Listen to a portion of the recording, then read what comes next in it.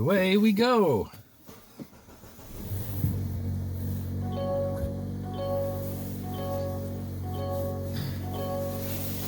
Yeah, I know. I gotta put the seatbelt on.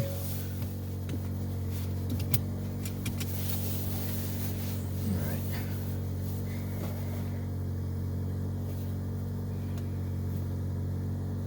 Adjust the mirror here.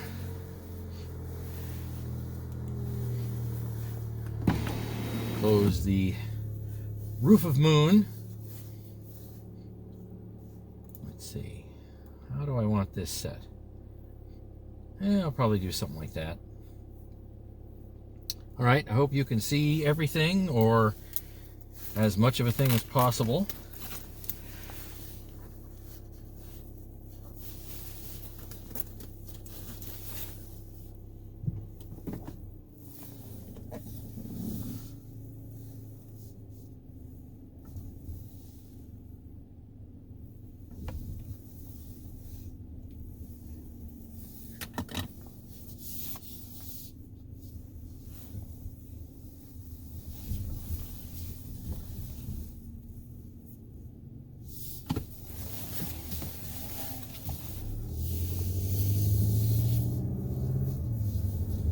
Now let's see, my wife had the mirrors set a certain way. They're pretty close, not exactly what I'm looking for. All right, I think we're set up. Seat is about where I want it. Usually it takes me a number of hours to get a seat set up the right way. This is pretty close, but it's not exactly where I'd have it, but it is pretty close.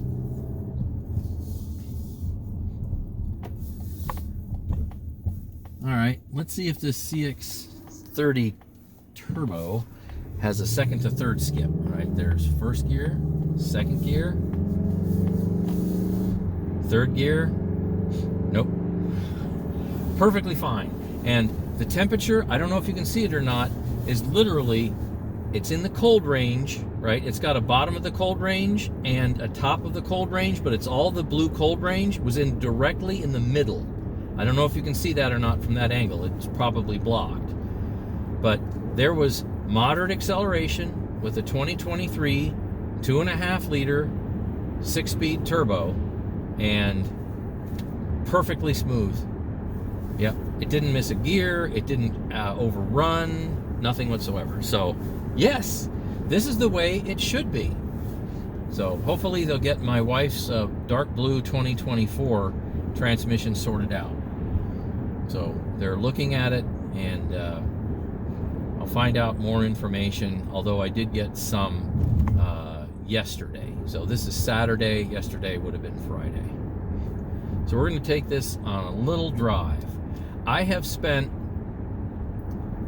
a little less than an hour, I think, riding in this, in the passenger seat over there. And my wife has been doing all the driving, and now she's got my red 2024. She's, zipping around town here, and I'm taking this one for a drive so I can do a review. So this is my first time driving exactly this model, but I have driven not one but two Mazda 3s before. They were both non-turbos. One was a 2018 with a 2-liter. That's one I got for my son. That was his first car. Got it new. That was a lease. And then he said, "Dad, I need something faster." So I went and got him a 2020, leased it again. It was black, and it had the 2.5 liter. And then, of course, he was like, "Dad, I need something faster." And I said, "Well, you're of the age where you can work, so you go buy yourself something." So he got himself a Ford Mustang GT with an 8-cylinder. Yeah, he got it brand new. So there's a lot going on in the dash here. I don't know exactly which package this vehicle is. Obviously, it's a turbo all-wheel drive, but I think they have, several different levels of that. I don't have the window sticker, so I could show it to you. It doesn't seem to be, in the glove box or in the trunk area, in the hatch area. Not sure.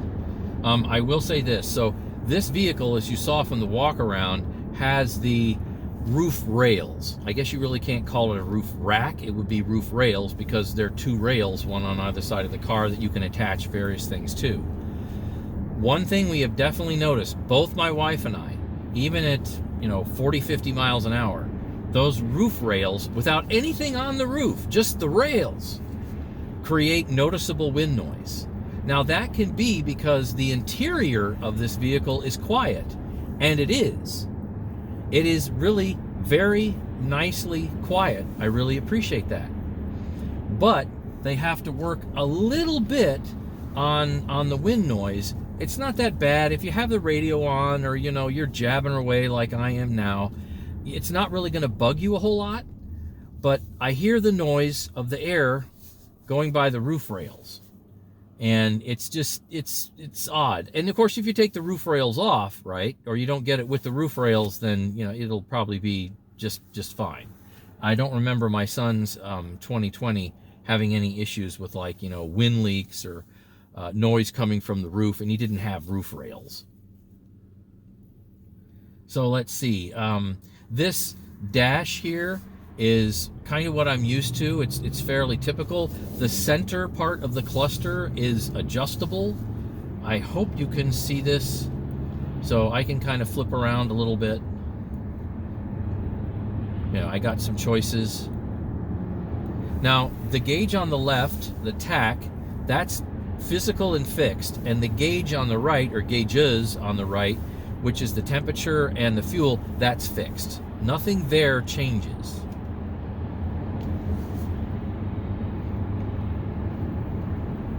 And I haven't had a time to go through all the settings in here.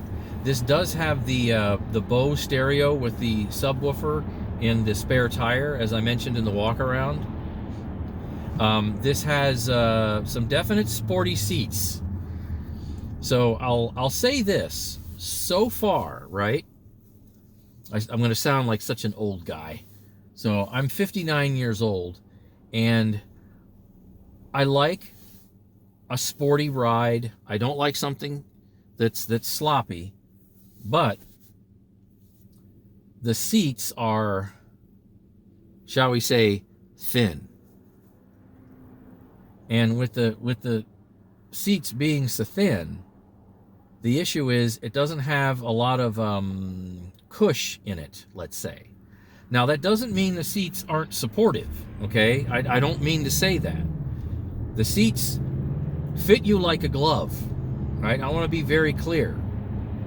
But they are hard. Now, some of that's because, the vehicle doesn't have a whole lot of miles on it, and they will break in to some degree, over time, that kind of thing. But they are stiff. They really are, and they do not have a huge amount of padding at all. Definitely not there. All right. Got to remember where it is I'm going today on the drive.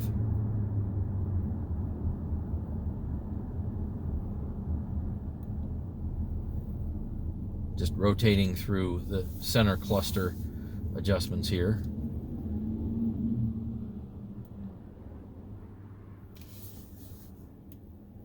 This is a 2023, so it kind of classifies itself as new old stock. This is one of the vehicles that they weren't able to sell, so they put it into, loaner service.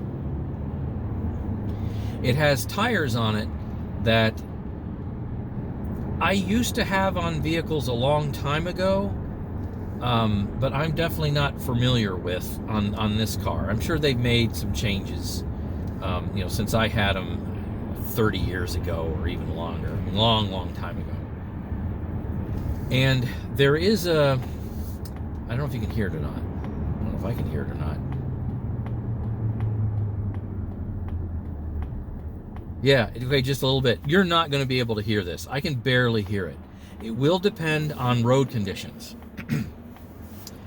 When you slow down, okay, and you don't have the radio on, in other words, it's quiet, the tires will go, ooh. Now, not as loud as I just did that. That was just for an example.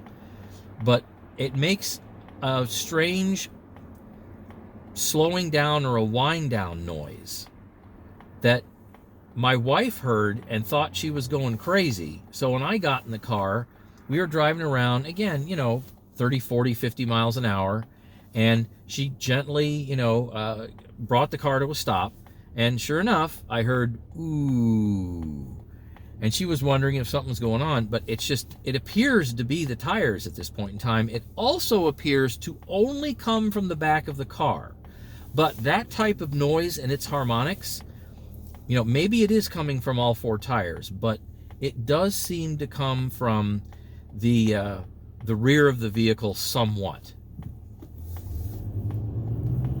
I will say that. All right, let's give it a little juice. There comes the turbo, and that's nice. Something else I want to mention about this vehicle is you would think that this, compact size of a vehicle wouldn't weigh a whole lot. But by the time you add in, the larger engine and the turbo, in other words, instead of just the old 2-liter, which is long gone, you put in a 2.5-liter, you give it all-wheel drive, you give it a turbo, you give it the larger wheels and tires, you're now up to 3,500 pounds. And that's heavy. If you strip all that stuff off, so you go to just the 2.5-liter, just the 6-speed, and front-wheel drive, no turbo, and the base tires, you're down to 3,100 pounds. So all this niceness adds a lot of weight. Now the turbo makes up for obviously that weight increase, but still, I'd love to see a 3,100 pound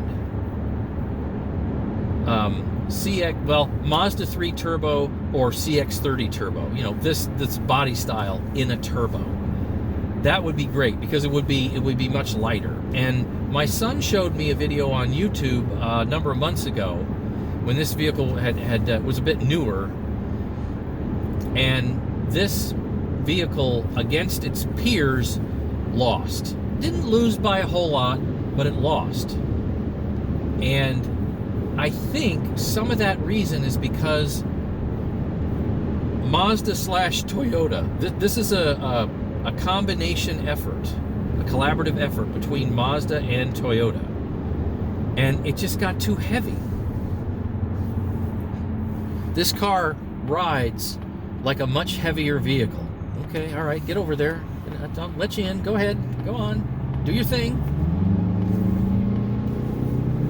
Yeah, we can regain speed here pretty quickly with that turbo because there is a huge amount of torque. Now, I had a 2022 CX-5 turbo, and that was like 320 pound-feet of torque. It might have even had a little bit more because I always use 93 octane and full synthetic oil. This vehicle, I have no idea the condition of the fluids. This is a loaner car. It could have 87 octane in it, and it probably has regular oil in it. I have no idea. Couldn't say. The engine is quiet. The noise it makes, I love it. Always have. That 2.5-liter has a wonderful sound, and in more recent years, like say 2020 and forward, Mazda's tuned the exhaust. It's very pleasant to listen to. And every time I get a chance to rev it up a little bit under medium or full acceleration, I get a big smile on my face. Look, there's a lot of stuff to love about this vehicle. Don't get me wrong. But it fits a certain type of genre of people that doesn't represent me anymore. I mean, maybe if I was 25, maybe, just maybe, I'd go, yeah, this is what I want. This is what I want. And my son probably would really enjoy it.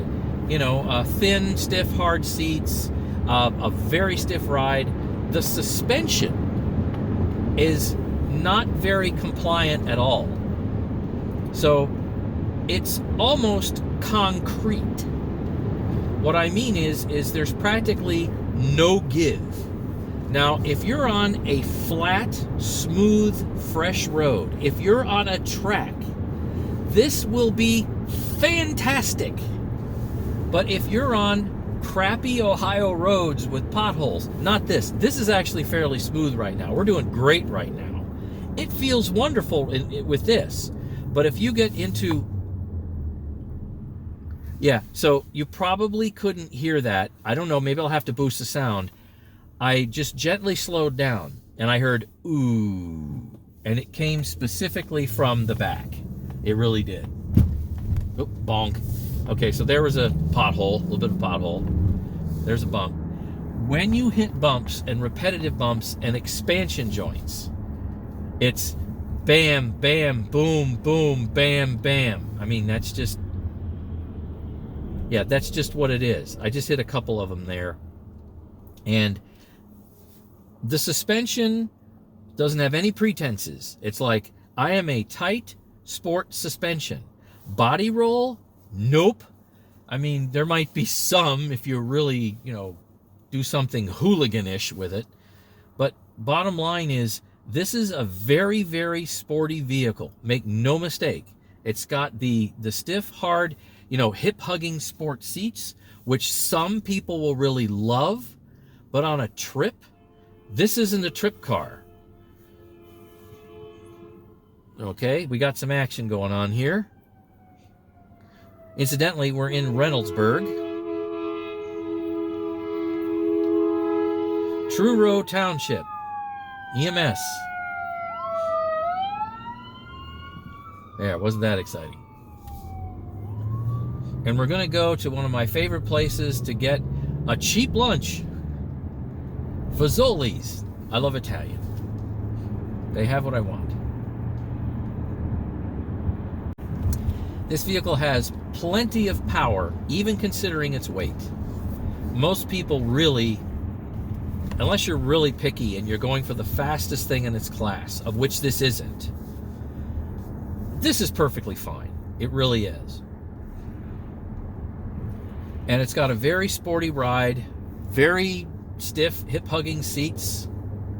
Yep, it holds you in. It almost suction cups you in once you get the seat adjusted right. And that's not necessarily a bad thing for short periods of time. I want to be perfectly clear. But this vehicle is so small that I'm just gonna say, if you're much above 5'8" or 5'9", and, well, let's put a weight in there, much more than 200 pounds or so, it's not going to be the most comfortable thing in the world, and there's no way you're going to be comfortable in the back seats. The back seats are like sitting on a concrete bench, this close. That's not, I don't exaggerate, unless I say I'm exaggerating to prove a point or to demonstrate something. The seats in the back are literally like sitting on a concrete bench. If I go and say the front seats that are like the sport buckets are a little on the stiff side, the back seats are extremely stiff. They have essentially no give whatsoever. And I've encountered that in other vehicles before, and I don't know who would want to sit back there. Plus, when I sit back there, my head, I have 1 inch or so of headroom, and then my head would scrape. So if you're like 5'10", 5'11", and you're sitting in the back, depending on your hairstyle, your head might actually be scrubbing the roof liner.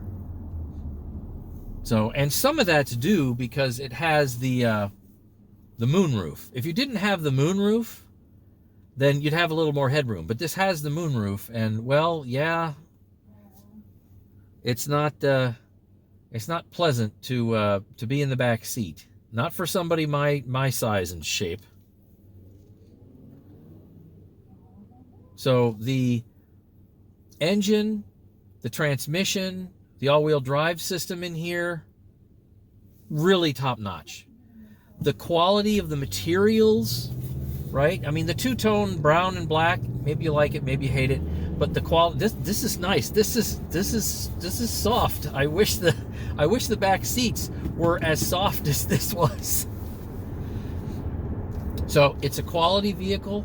I think I don't know. It's a little hard to describe, I guess, on drive number one, to be able to say everything I want to say.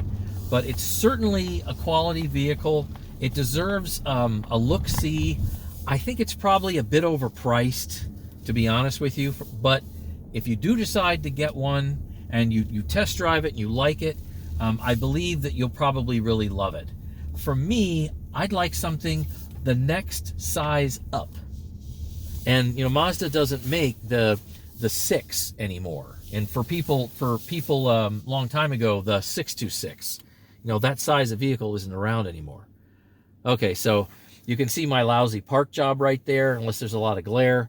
It's good enough for now. The car's a little so that's my fault, but you can see where you are with the bird's eye view. So that's nice. All right, so now I'm gonna go in and I'm gonna have myself some pasta. I'm gonna have some fettuccine and some spaghetti with meat sauce.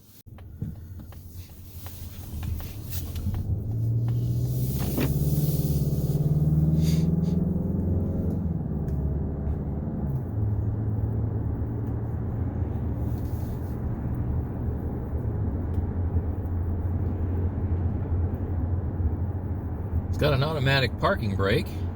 That's kind of handy. Automatically engages when you put it in park, and then disengages, when you put it in reverse, drive, etc.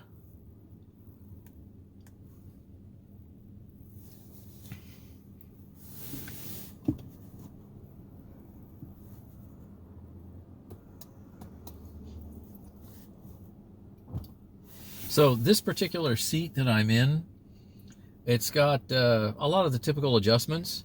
Then it also has lumbar support. So that's nice. So it's more or less a full power seat. But the passenger seat over there, it's completely manual. And for a car of this price class, that seems a little out of sort. I mean, literally, it just has a bar down there that you squeeze, and then, you have the rake back and forth, and then you've got the tilt control, and that's it. You don't have anything else.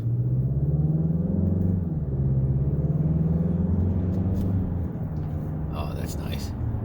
Just zips right on up there. No issues whatsoever. Just hear a little vroom, vroom. It's very pleasant.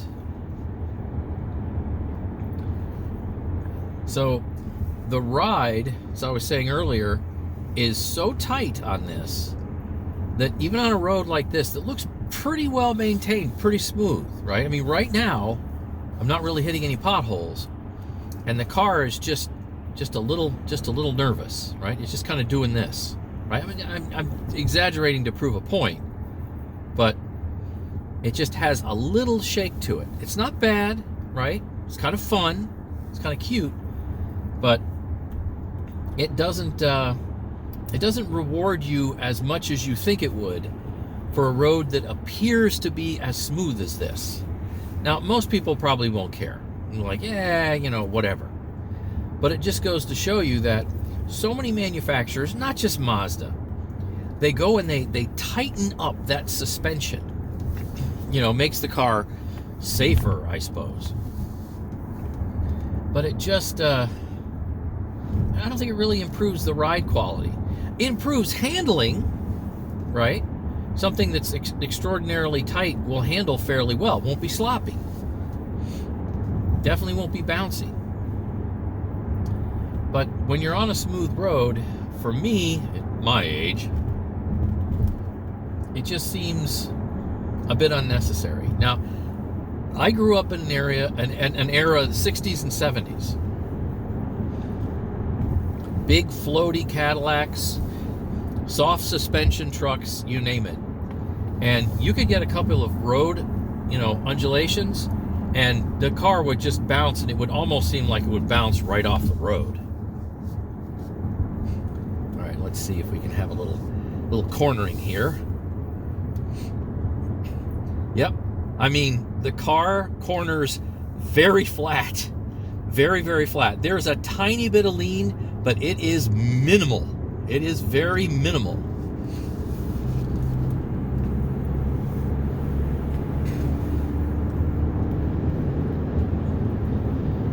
just goes right up. Now this does have the paddles. I don't think I'll have the opportunity to use them. I mean, okay, here, popped it into 5th, popped it into 6th. Ooh. Response time is great, and I've just been in, regular comfort mode or standard drive mode, not sport mode. I've not engaged the mode of sport.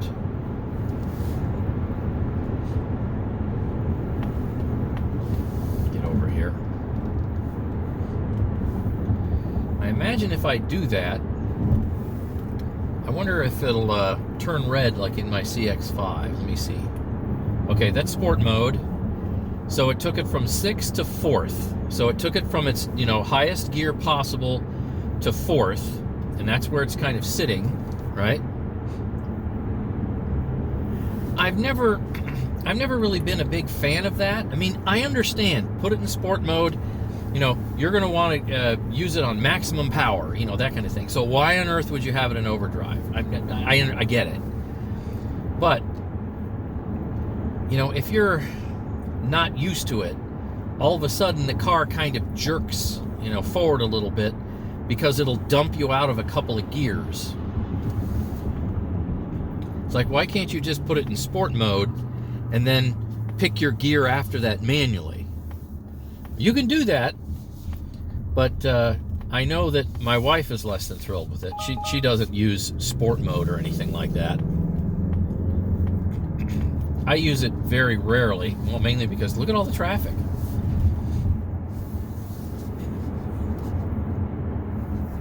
So I think the Columbus area is, last time I looked it up, it was like 15th largest city. Now maybe it's 16th largest or 17th largest or maybe 14th largest. I haven't Googled it in a while.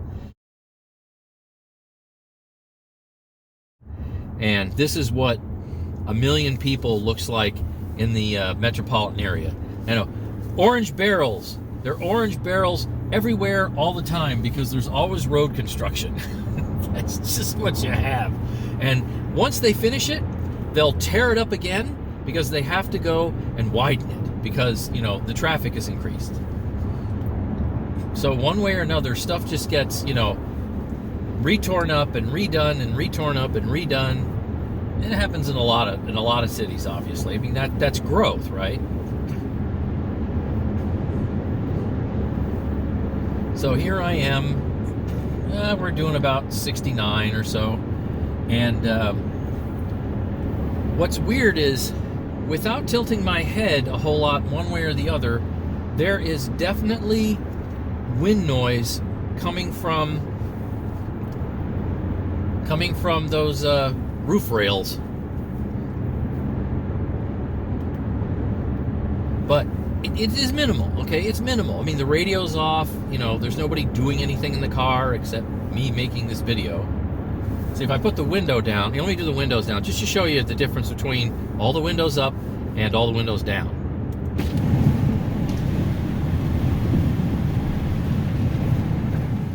There. So I did all 4 windows down about a couple inches and then put them all up again. So it's a nice, quiet ride, but I'm going on this smooth road, and it's just a little nervous. What I'm saying is the suspension is so tight that you feel like every granule of the tarmac, and I know some people like that. I had some BMW M Sports. My wife had one too. She had a 2018. I had a 2017, and they were both M Sports with the M Sport suspension, and it was also lowered. And it was like the pavement would shout at you, meaning it communicated so much through the wheel, of which this is very communicative. I feel everything that's going on with the road. The road changes even a little bit, it communicates it through the wheel very clearly.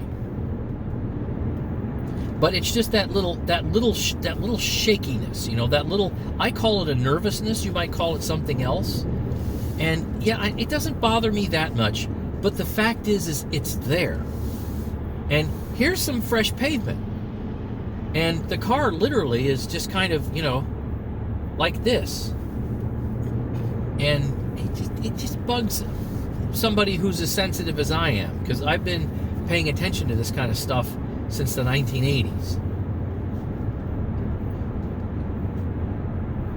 But that's the price you pay to get a sport suspension, sport tires, everything's all sport, and you're going to feel it. And if you buy something like that, right, expect it, because that's what you will get.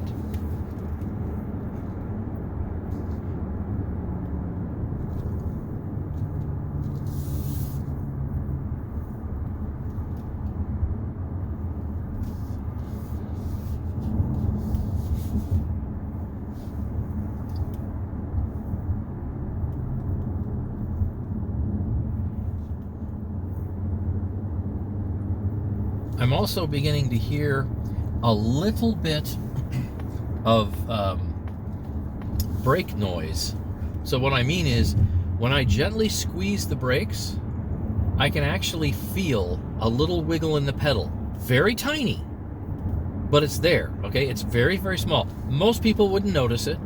I don't think my wife noticed it, but just right there, slowing down a little bit, doing like, say, a 50 to 40 or 40 to 30 or whatever it was, I'm just tapping on the brake pedal, and I can feel a little bit of pulsing in the discs, and that probably means that they're a little bit out of round, so to speak. They have a little waviness in them. It's very small, but I could feel it and I could hear it.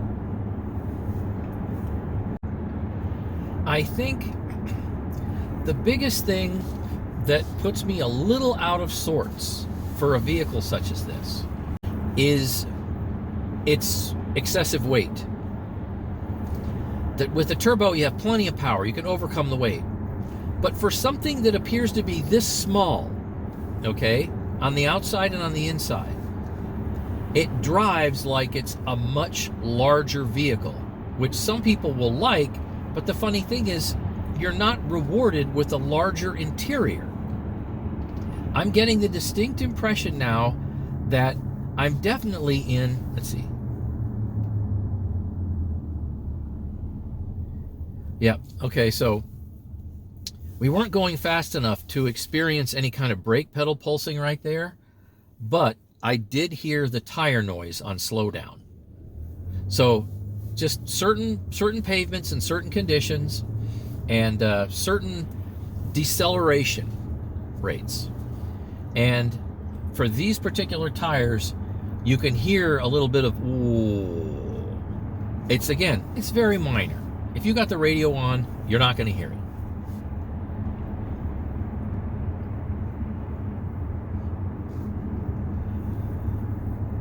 Yeah, for the perceived driving weight, the momentum this vehicle has because of its weight, it seems like it should be one size up. Instead of something that's compact, something that's heading towards midsize, or maybe the largest compact that you could have, something larger than what it is. Yep, I just ooh right there, just ooh. So the engine and transmission in this car, perfection, unbelievably smooth, not jerky at all, didn't miss a shift, either up or down, didn't, even when it was cold, perfectly fine, which is what it should be. Engine is nice and quiet. It's got a great sound under medium or heavy acceleration. Under no acceleration, you literally don't hear the engine at all. Nothing. So if I'm not actually saying anything, the engine doesn't make any noise whatsoever. You don't perceive anything. You don't even perceive engine vibrations. Nothing whatsoever. Really cool.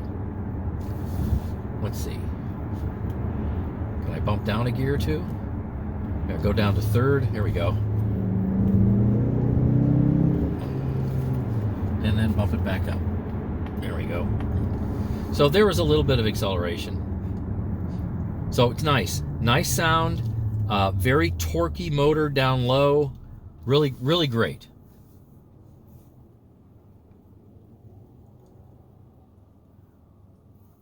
I'll sum up with saying, I don't know, if I were to rate this vehicle for what it's supposed to be, okay, and I'm guessing a bit, I'd probably rate this thing as maybe an 8.5 out of 10.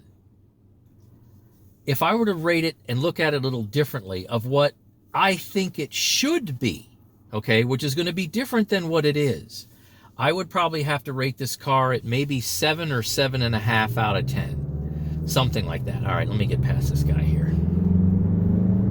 I'm just tapping on the accelerator. plenty of get up and go. I just wish the vehicle was either bigger for its weight or several hundred pounds lighter, you know, for its size. Oh yeah. Yep. Ooh. Yeah. So we got tire noise. I don't know why it's that way. I haven't had a chance to look into it. This is just my second time driving it, so it's fun. It's a great tootle around town car. It probably is great in the snow, and it also probably is great on the track. I mean, relatively speaking, right?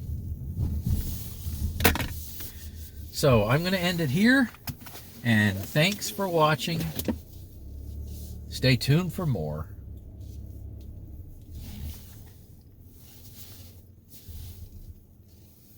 Is that the button? Let's see, I want to use the button here. View. There we go.